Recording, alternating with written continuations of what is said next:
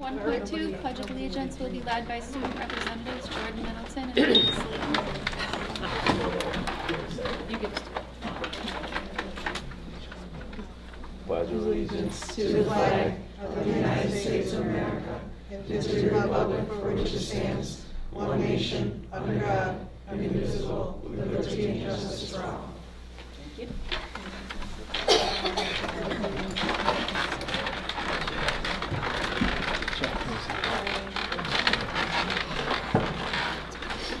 2.0, approval of the agenda with addendum. Do I have a motion? I'll move. Moved by Amanda. Second. Seconded by Kathy. Discussion. All in favor? Aye. Opposed? Abstained? Carried.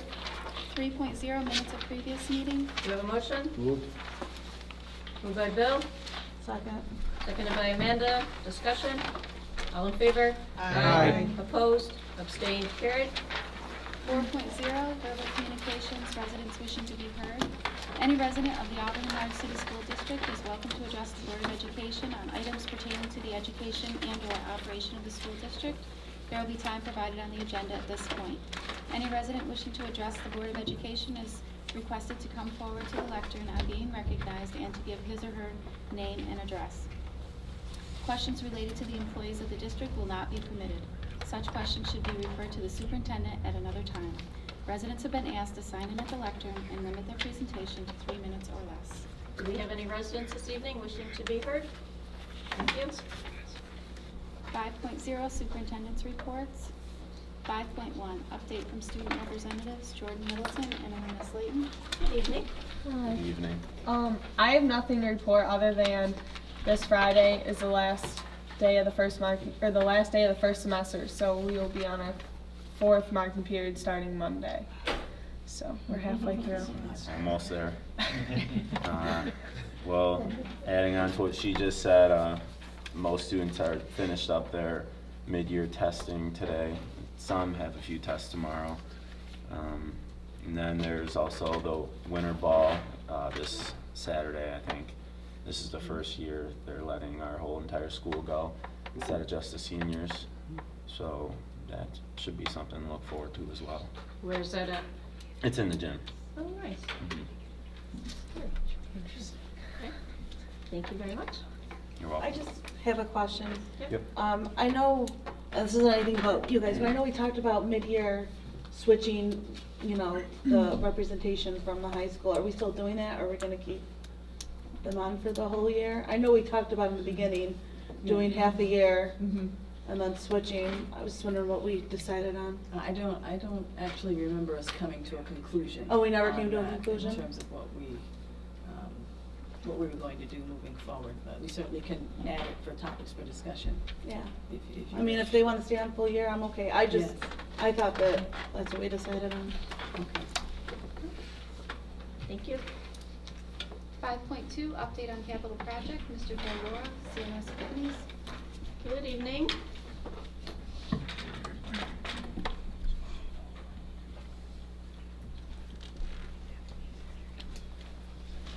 How are you? Good evening. I heard you missed me for a while. So I just want to first of all start off, I'm sure the superintendent had given you a heads up that I'm going to be off. I have some upcoming surgery, and in my absence, I'd like to introduce to the board Mr. Art Van Gelder. Good evening. Good evening. How are you? Art has been a longtime employee of CNS companies like myself, and in fact, we're probably the last two remaining who actually started this end of the business. So you're in good hands. We met with the superintendent for about a half hour this afternoon, and they got to know each other and took Art around, and we toured all the buildings today and got to see a couple of the wizards. Of course, we didn't go in and show them how we could play basketball, but the kids enjoyed them. And so he's familiar with the district, running around today, and we finished up here at the high school. So Art will be taking over for me on February 13th. I take a little time off and then have my surgery in March, and I'll be off till June, mending. So I'd like to thank Art for taking over, and anything to say? Or Just looking really forward to working with you folks and finishing up the project that Joe started. It looks like he's well on his way to getting real close to completion, And if anybody has any questions of me, I'd be more than happy to answer them.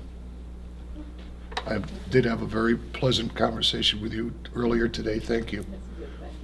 I will be coming back and spending one more day with Joe before he leaves. It'll probably be Wednesday of next week. I'll spend quite a bit more time with him as we get closer to his departure. Thank you very much. Look forward to working with you. Thanks, Art. So to give you a little quick update, and there is no slideshow tonight, can hardly see him anyway, but what I would like to tell you is that all the contract work in all of the buildings is just about wrapped up. There's a few extra change orders that the board approved that is being done by the mechanical contractor. Good news is that if anybody's been over to the junior high, we got all the new curtains and shades up in there. That looks very nice. The main bulk of the work that remains is here at the high school with the replacement of the 168 wooden doors. They were to arrive this morning. We got word the truck was in Chicago. So they'll be in tomorrow morning at 9 o'clock, be unloading and distributing those doors. And then the crews will be working second shift on those. And we anticipate up to 8 crews working, installing those new doors. But I've been assured that by the end of February, all the work will be completed. There's a few small outstanding things as far as contract work goes, additional work in this building with some door revisions, but the punch list work is being done right now by the electrical contractor. The plumbing contractor has 3 of the 7 buildings punched out, and he has those lists. The architect has scheduled walkthroughs beginning tomorrow at 4 o'clock with Larry to tour all the buildings to get the general contractor's punch list items done. And the heating contractor as well as waiting on his punch list to be issued to him. The site contractor, he has just about been closed out. All his final documents have been turned into me and in turn reviewed and passed on to the architect for their final approval. Upon receipt of that, then he'll submit his final pay application and he'll be 100% closed out. So the closeout process has started. Punch list work is ongoing. And like I said, the bulk of the remaining contract work here is to get these new wooden doors replaced here at the high school. As far as any and all outstanding change orders, they have all been written, they have been processed, they have been distributed. Some are still in the process of getting final signatures. The superintendent has writing cramp from doing some of the paperwork, but we did nail her down to get some of that done. I think the bulk are done now. Yeah. So we're in good shape there as far as all that goes. Does any of the board members have any questions that I might be able to answer at this time? All right. Thank you very much. And Thank you, Joe. Enjoy the Thank you. Good luck with your surgery. All right. Thank you. Enjoy the rest of your meeting. Thank you. 5.3 Auburn Education Foundation Grant Awards. Ms. Annette Aberdeen. Good evening, Annette. How are you? Good, fine, thank you. Thank you for having me here tonight. I would like to give a little update on what Auburn Education Foundation has been doing this academic school year. Some of you may know that this is our 10-year anniversary. Auburn Education Foundation has been making grants now for 10 years. This year, we have done 2 cycles of grants in September and just another at the beginning of January. So this year we have funded 11 projects totaling $17,729. We also anticipate we are offering 2 scholarships in the spring. The anticipated amount is around $5,000. So that will bring our year-to-date giving to $22,729. This represents approximately a 20% increase over our last year's giving total of $17,993. The trend that we've been seeing over the last 2, 3, 4 years has continued, and that is that we are receiving fewer applications each cycle, but the dollar amounts that are being requested are continuing to increase. That's probably just a representative of what's going on in the larger overall district. As funds get tighter, more requests come in, and they are tending to be for high dollar amount items. So I won't go into the full list of the grants that we've given. You can find that on our website. And we also publicize them in the Maroon Monthly. We also put them, sometimes the grants are highlighted in the Citizen. We're proud of the projects that we've been able to fund this year, and we're continued to be impressed by the quality of applications that come in from our teachers. Even when we're not able to fund a project, to be able to see what the needs of the teachers are is a great honor for us to be able to see and to be able to help out when and where we can. Some of the other projects that I'll give you an update on is our speaker series. Everybody's always curious about that. In December, we tried something new, and that was a kids show. We hosted a puppet show, theater show, The Very Hungry Caterpillar, for early childhood education. The target age group with this was pre-K to 2nd grade. The show was absolutely darling and lovely. We did it on a Saturday in December. Probably was not the best timing. We didn't get as many people to attend as we had hoped, but we considered this a learning experience. And what we found is that the show itself was lovely, and that we will consider doing things like this again in the future. We will probably not consider doing them in December. We'll probably look at other times of the year to do this. But it was a lovely experience to be able to bring parents and children together around something that was highly educational. Eric Carle stories are just very, very beloved among children and parents. We had the library there, we had book sales going on. I think overall it was a highly successful way to introduce very small children to the theater arts and to enhance up their love of reading. So it is worthwhile. We will consider doing this again in the future, but probably not this year. We'll probably, pick it up again sometime in the future. Speaker series this year, we always have an alum speaker. This year's speaker is Marissa Ranieri. Marissa is a 2008 graduate. She's our youngest alumni speaker to date. She is a graduate of George Washington University in International Relations, and she's currently a graduate student at New York University studying African Studies. And Marissa, in her college years, she went to both Kenya and Tanzania on student experiences and as a teacher. So what she's doing this year for us is also a little bit different. She is blogging. Marissa's young, she's into the computer stuff, she's a lot hipper than I am, or many of our graduates, speakers that we've had in the past, have just come in for a day and talked to our students and then done an evening show performance. So this year, Marissa's doing a 12-week blog project that the elementary schools are following along with.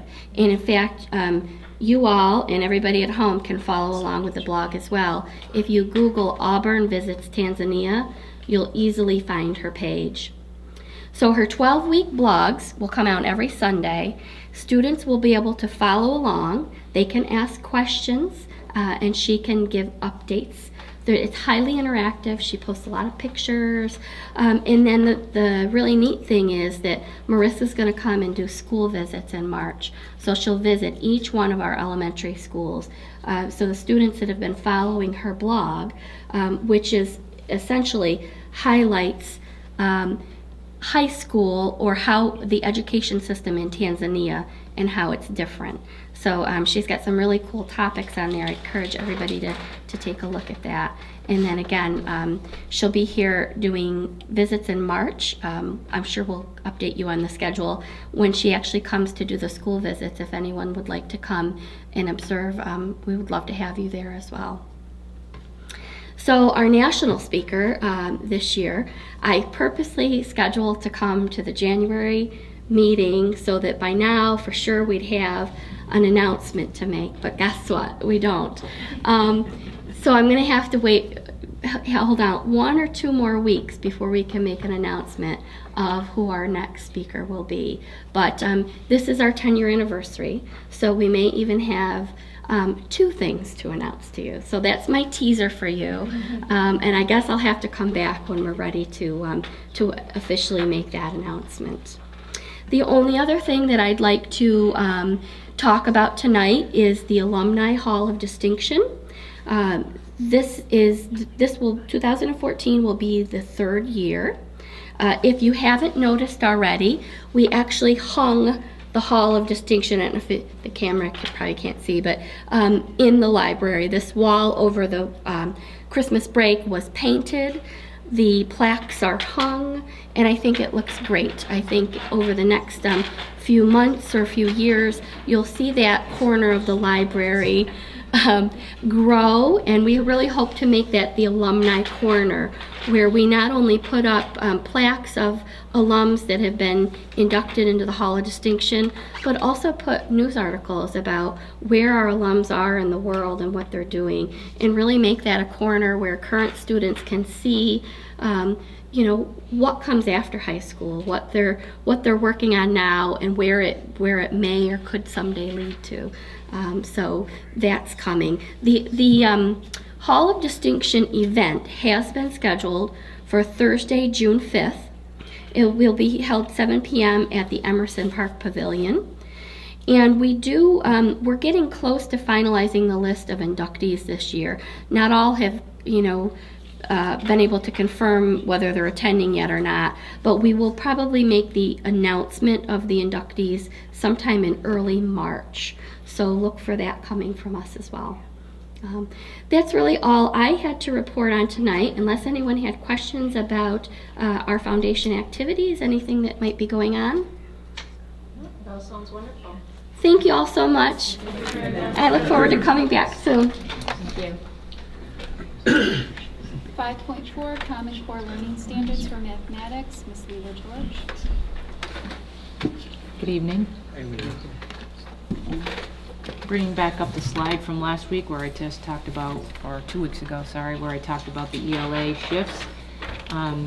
Briefly going to review the shifts in instruction in mathematics according to the Common Core. So the first one talks about focus, and this notion of focus is really the idea that in each grade level there is what's called the major emphasis content-wise.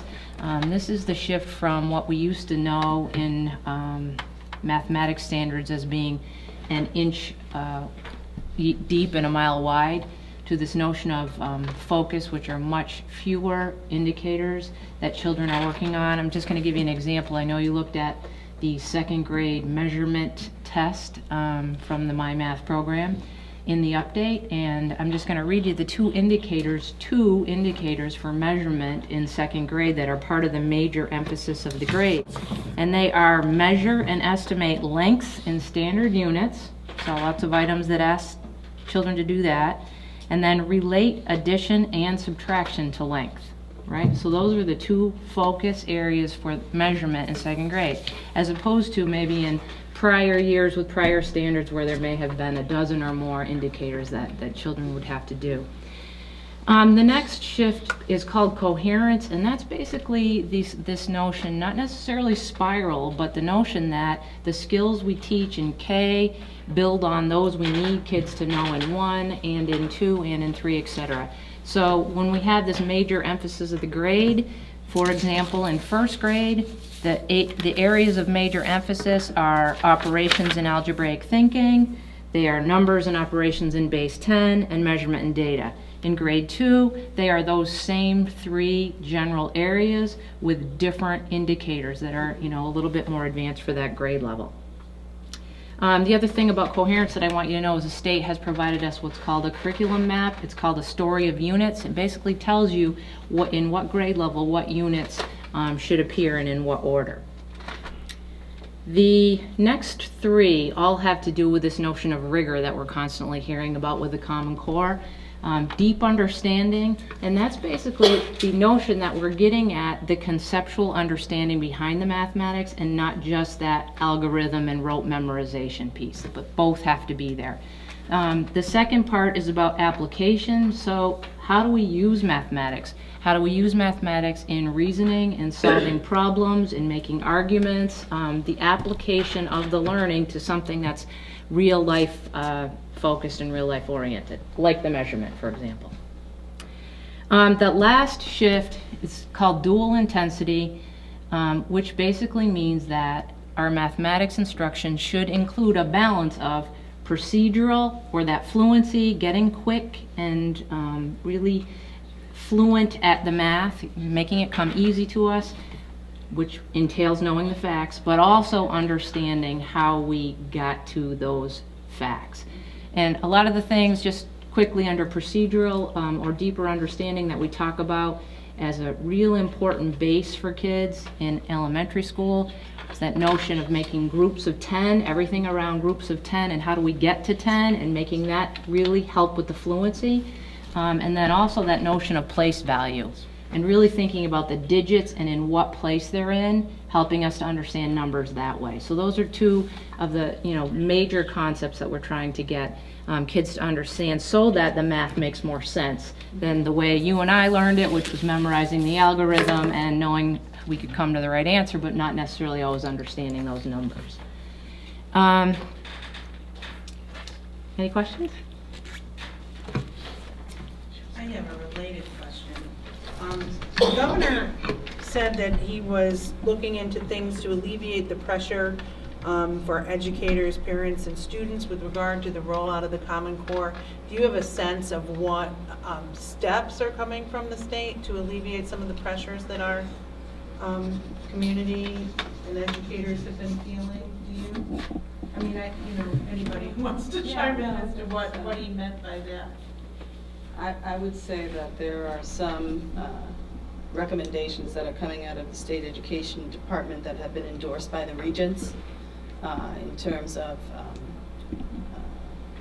minimizing the number of assessments that students who are, for example, in an accelerated track have to sit for. So they're talking about, in particular, 8th grade accelerated science and math. There's some double testing that the Regents has recommended that we do away with as a requirement. I think the governor's probably referencing some of those things. Specifically, I'm not really sure what he's referencing. I know that he has indicated that he will direct resources towards pre-kindergarten, for example, infrastructure for technology, which I think will assist in gaining access to some professional development opportunities that we might not have access to now, and also some opportunities in the classroom environment to differentiate instruction, because we know technology mightily assists with teachers in the classroom being able to differentiate in terms of having the information like readily available, the materials and resources.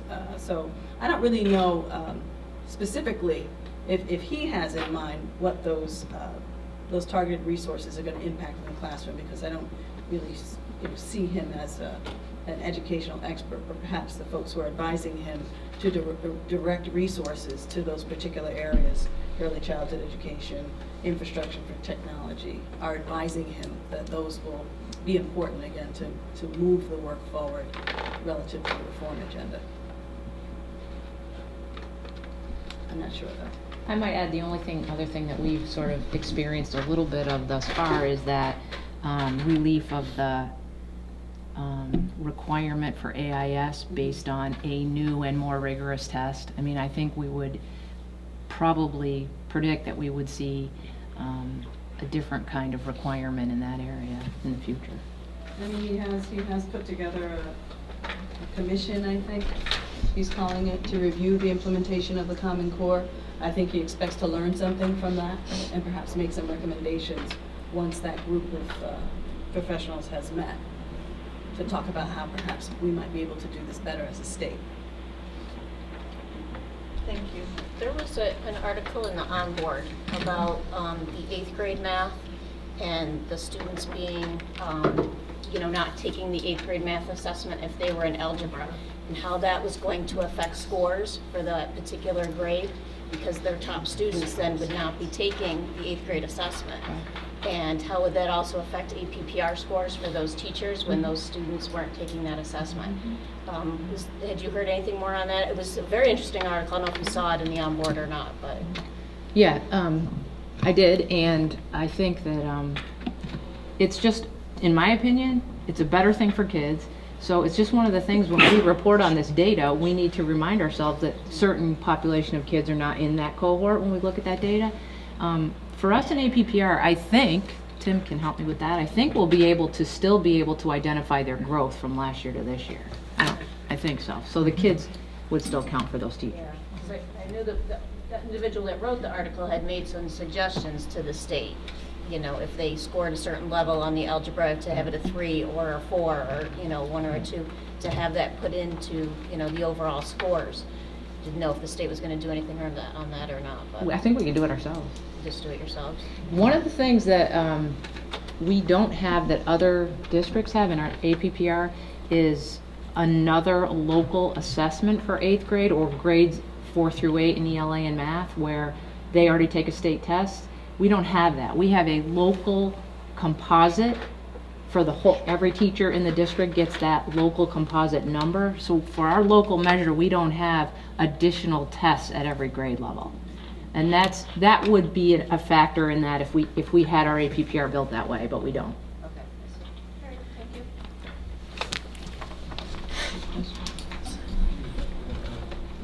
5.5, discussion Board of Education and tiered approach for 2014-15 budget. Mrs. Green, lead us on. Good evening. Just like to review the governor's budget proposal with you. I'm sure you've all heard. I do have some copies passing around in case anybody didn't print it, download it. You gave it up mighty quickly. Lots of numbers. So statewide, the governor's budget includes $21.9 billion for schools. That's an increase of $807 million over last year, or 3.83%. That's statewide. That doesn't mean each school district is seeing an increase of that amount, which we are not. We'll get to that. The gap elimination adjustment is decreased, was $1.6 billion last year, and it was down to $1.3 billion this year. You'll recall the gap elimination adjustment is what the state takes away from our state aid in order to help balance the state budget. So it's closing their budget gap. And the rest of all of the categorical aids, the formulas have remained unchanged. So transportation, building aid, BOCES aid, library, all of those formulas have remained unchanged. In other areas, this has been publicized that the governor's included a $2 billion Smart Schools proposal, which would be a statewide bond referendum that all voters in the state would vote on in November.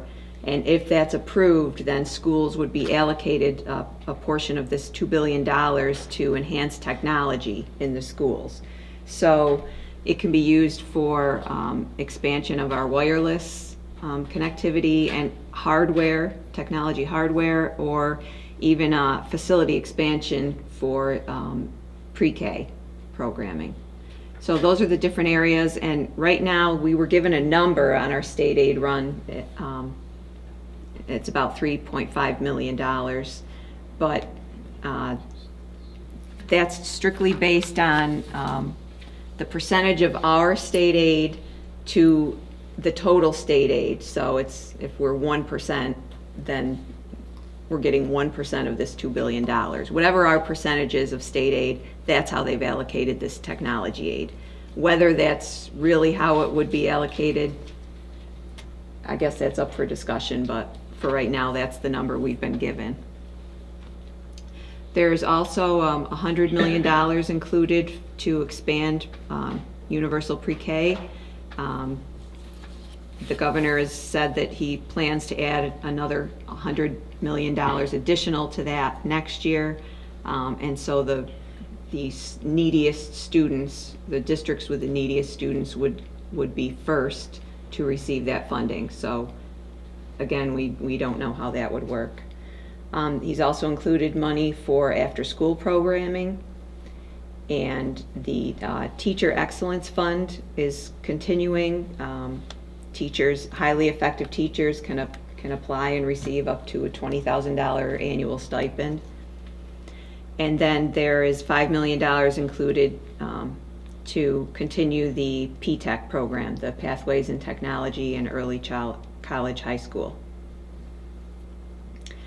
I guess that's it, unless there's any questions on that. Go into what ours looks like.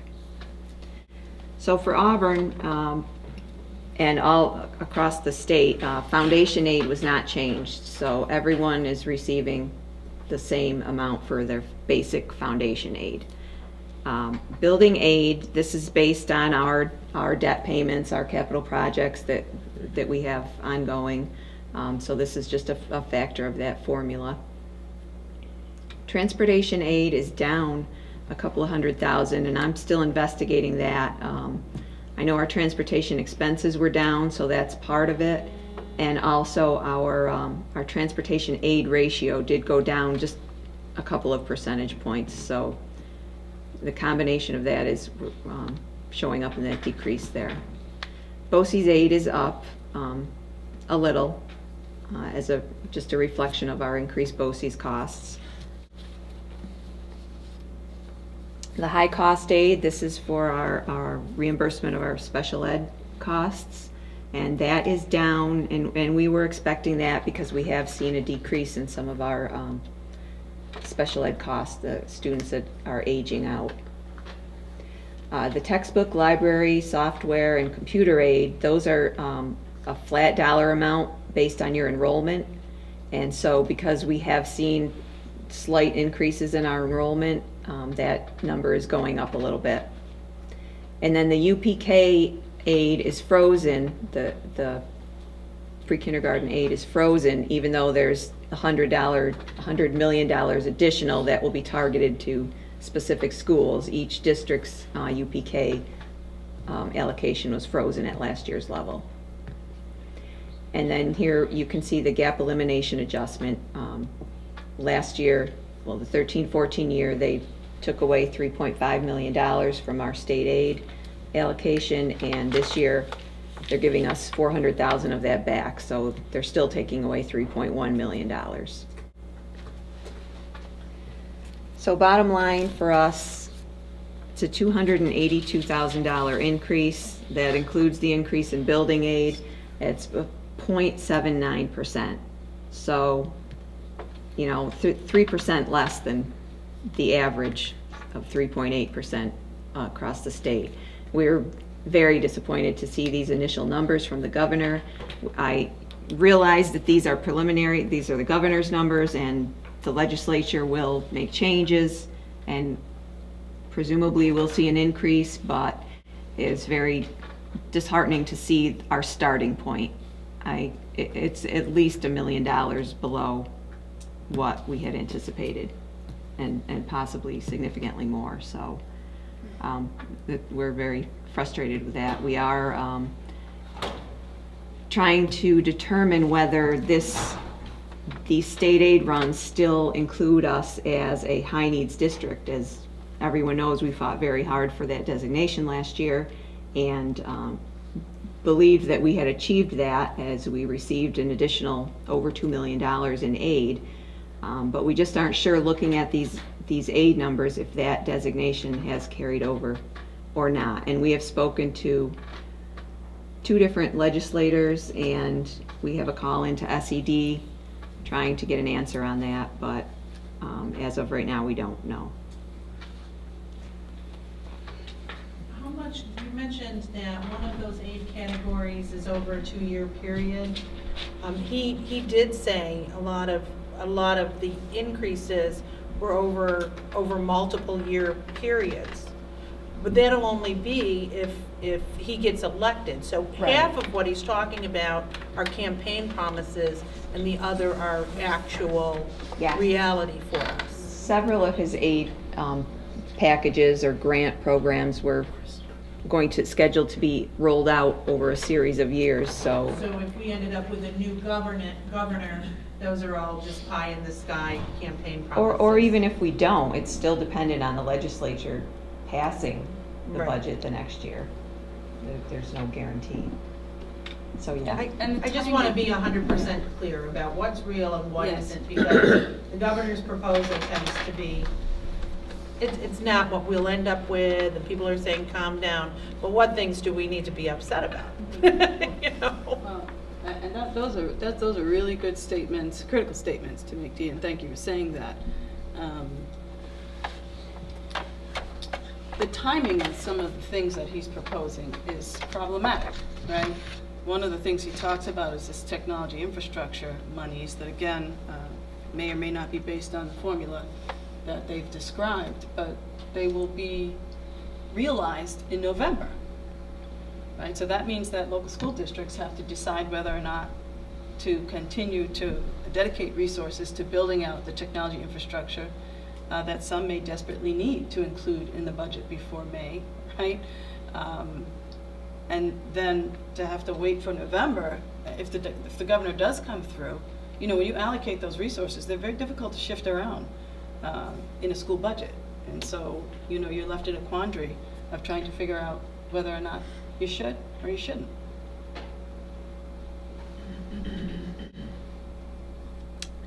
Last week, or last meeting, we talked about some budget assumptions, and Connie and I have been reviewing those, and along with the rest of the team, and we have some revisions based on these preliminary numbers.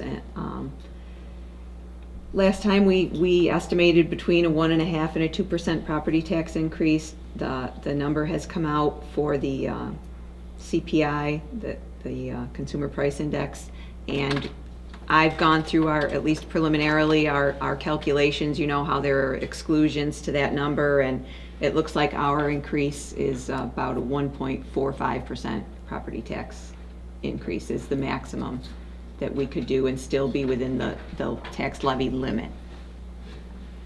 I have a question mark after the next item, the continued classification as high needs district. We're trying to find that out.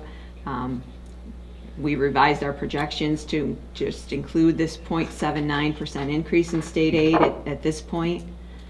We are still planning to use some reserves that we've always planned on using.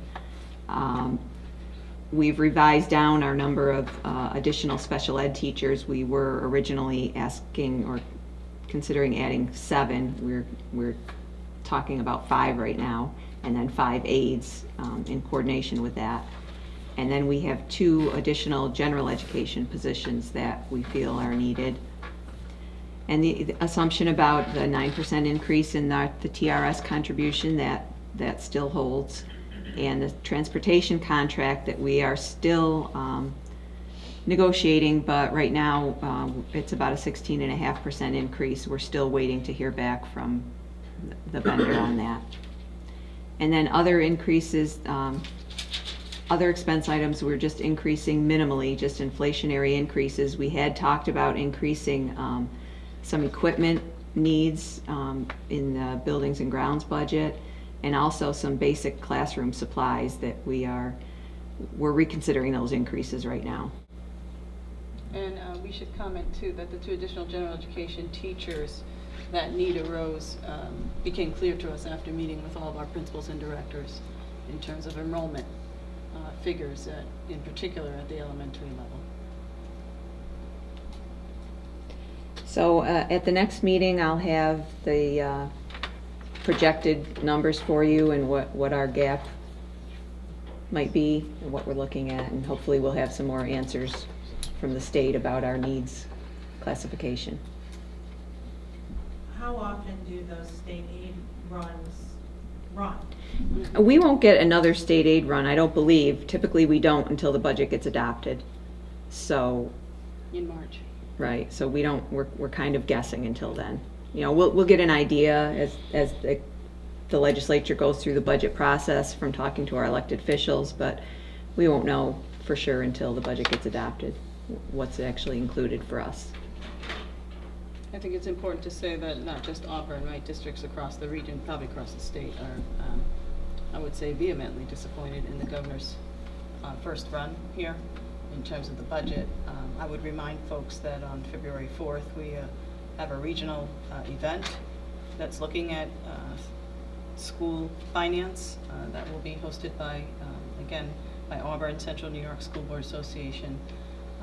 Kathleen Carnes will be joining us to open up the program as a parent advocate from Auburn, myself, and of course Dr. Rick Timms. We have invited many from the community to be there. Both regions that are sort of locally situated here, meaning Cuba, Onondaga BOCES and TST BOCES, all of those 18 component school districts are well aware of the event and have been invited. And West Middle School is symbolic, right, of what holding it at West Middle School is symbolic of what's been happening across Central New York in particular, but these things are happening downstate as well. And so we need to speak with one voice about how unacceptable it is for the state to continue to disseminate resources in a way that's inequitable, that prohibits our children, New York State's children, from accessing a free and appropriate education, sound basic education. So, I would just remind folks February 4th at West Middle School to be there at 6:30 because it's important. Thank you. Thanks, Lisa. Thanks.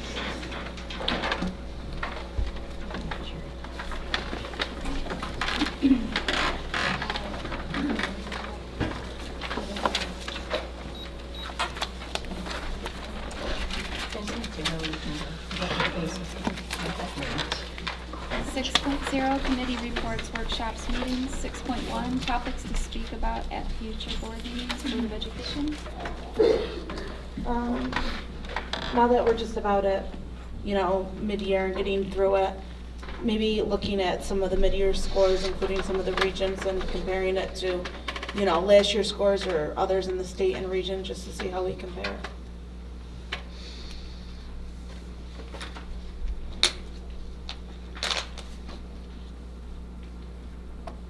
Does anyone else have any?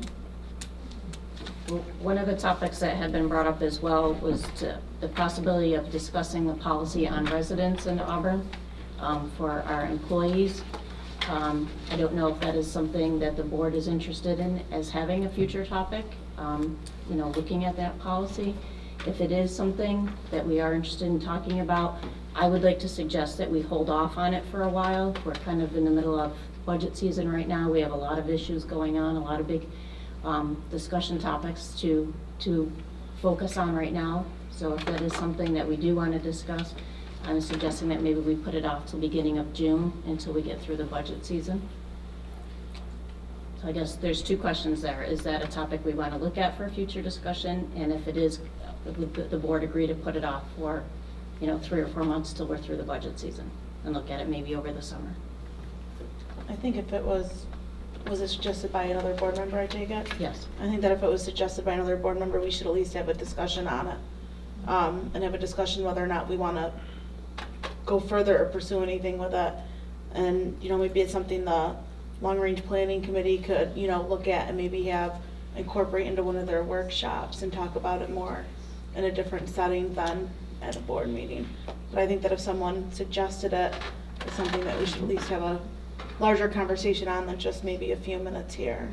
That's just my opinion. Other feedback from other board members? I agree with Amanda to have it we could discuss it at long-range planning. Yeah, long-range planning? Because I think we have more time. It's difficult to put it into a summary and discuss. Mhm. Any other board members want to chime in? I think it's worth continuing discussion, but if the board feels that we put it off a few months, I'm okay with that too. Okay, so a future topic for long-range planning. Okay?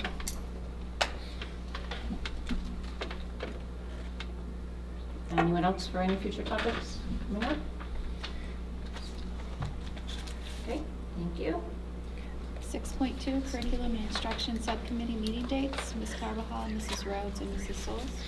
Yes, we needed to change ours from yesterday morning to find a date to when we can meet. Just evenings, we do mornings for the Any semester. particular evening, and what time are you looking at, like 5 o'clock, 6 o'clock, 6 is better. 6 o'clock?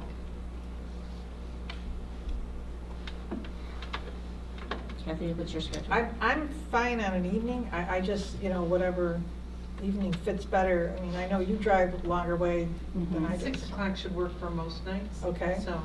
So do you want to, Do we want to stick with the third Monday of the month at 6 o'clock? Do we want to still kind of shoot for that? And it's vacation on that week, but I'll be here, so. but for next Well, Monday, it's we could President's do, Day. for next, the 3rd. One, two. That's before the Central New York School Board's on the 4th. Kathy? I'm open, so. Yeah, that's not third. Okay, so let's do Monday, February Thank you for 3rd changing for me. at 6 o'clock. And then in March, see if maybe we could switch to the third Monday and go back we to can our go back third to the Monday of the regular. month. Okay. Try that? Okay. Is this at Tubman? Yes.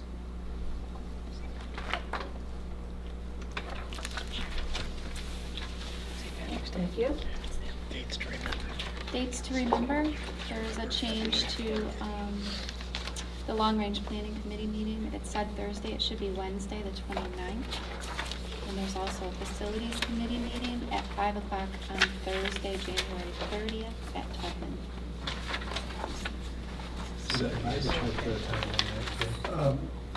I think 5:30 would be okay. 5:30, facilities? Yeah. Thursday, the 30th? Yes. Thursday, the 30th is facilities at 5:30. And then long-range planning is tomorrow evening, at what time? It's still at 5? Yeah, you said you couldn't make it at 5? I can't make it at 5, but you can have it without me if you wanted to run the meeting. I did send out the agenda. Okay. I saw, it doesn't matter if we have it at 5 I know or that if I we had a push it lot of back. schedule changes for this semester, so I apologize. That's really for okay. having to- But you guys can have the meeting without me, and then in the It future. doesn't, I can, if we push it back an hour, it's not gonna hurt my schedule. I mean, 6:30? it's up to everybody else, I'm okay with. Do you mind changing it? Sorry. Is that tomorrow? Tomorrow night. That's tomorrow evening. You guys can have it without me. That's fine with me. I'm sorry. 6:30. Connie, How can about do you that? just have it, and then I'll call you at 6:30 and ask you what happened. Okay, and Is we'll that make sure okay? we, yeah. So Thank you're you. keeping it at 5 o'clock tomorrow Yes, evening? okay. Thank you. I'm Okay. sorry. Gotcha. Do you know with your schedule, just so we know, you're at 6 and after is Yes, good for you please. now? Yes. Okay, Okay. just so we know. And then I had a question too about audit committee. I know Yes, Alicia we- had been in the building and was around, Yes, we so- do need to set a meeting for the audit committee. Michael is not here, but we can set it without him. She is ready to present the risk assessment. I'm not sure, he's not even sure when he's gonna be back, so go ahead and plan without Michael. Okay, let's, what works for you, Eli? Wow.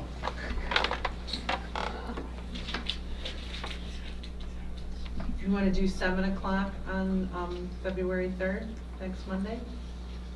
No? Okay.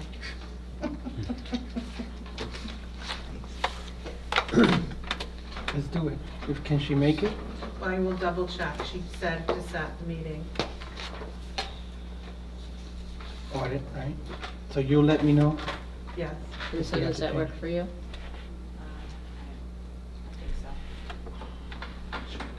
You sure?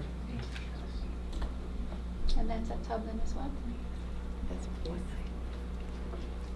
Sam, does that mean the facilities meeting on Monday, February 3rd at 8 a.m.?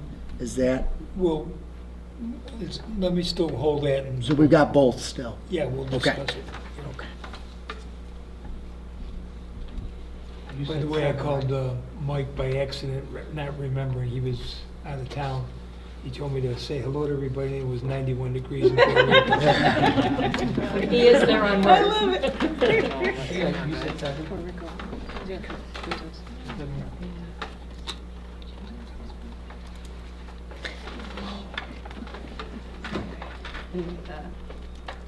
February 3rd at 7 o'clock for audit committee? Okay. I'll make sure I'm there. But you'll confirm with Alicia, right? Yes, I do. And then the other day, Connie already mentioned, next Tuesday evening, February 4th, please everyone try and be at West Middle School for that forum. Anyone else have dates to remember? I do. I was at Casey Park today, and I did, just on a tangent walk in relation to what Leela was presenting about mathematics. I walked into a second grade mathematics lesson with a combined classroom, 2 teachers co-teaching in a fairly large room. And so all of the Common Core line standards that she mentioned this evening around ensuring that kids conceptually understand numbers and place value, bundling numbers of 10, et cetera. And there were a lot of small groups happening, a lot of good instruction happening in that classroom at Casey Park today. The other thing that I saw, and I want to thank Chris Major and all the efforts that he puts into the Major Palooza event that raises funds to bring the Harlem Wizards to our school district. Today was the day that members of the Harlem Wizards team went around to our elementary schools, sort of building the hype around the February 26th date that they'll be here at 7 p.m. And there are many of us who are playing in that game. I'll just need one more cortisone shot in my knee and a really good brace. So I've agreed to play. Any of you good folks can agree to play as well. I'm playing. You know, and Jordan, you're playing? Jordan, you're playing. Yes, I am. Okay, I'll take an air high five. Thank you. So it's February 26th at 7 p.m. When we opened school this year, we talked about having more fun, and this is fun. And the kids were really excited. They did a really nice job getting the kids hooked in, getting them excited. And I believe they had a lot of fun. I had a lot of fun watching him today. So February 26th, be there, be square, 7 p.m. Anyone else? Thank you. 7.0 old business, 8.0 financial matters, 8.1 donation. Do I have a motion? So moved. Second. Moved by Eli, seconded by Bill. Discussion? Thank you very much. This is a tremendous donation for the football team. Thank you. All in favor? Aye. Opposed? Carried. 8.2 stipulation of settlement, Auburn Education Secretaries and Paraprofessional Association, AASPP. Do I have a motion? I'll move. Moved by Amanda, Second. seconded by Kathy. Discussion? All in favor? Aye. Opposed? Abstained? Carried. At this point, the board will consider whether to proceed with consent agenda items 9.0 through 12.5, including addendum items 9:10 through 9:15 and 10.5. Move. Moved by Bill, Second. seconded by Amanda. Discussion? Let me take a quick look through it, make sure there's no retirements or anything in this. Okay. All in favor? Aye. Opposed? Abstained? Carried. At this time, the Board of Education will consider to move into executive session for discussion of the employment history of any particular person or corporation, matters leading to discipline of any particular person, student, and/or corporation. Moved by Sam. Seconded by Kathy. Discussion? All in favor? Aye. Opposed? Abstained? Carried.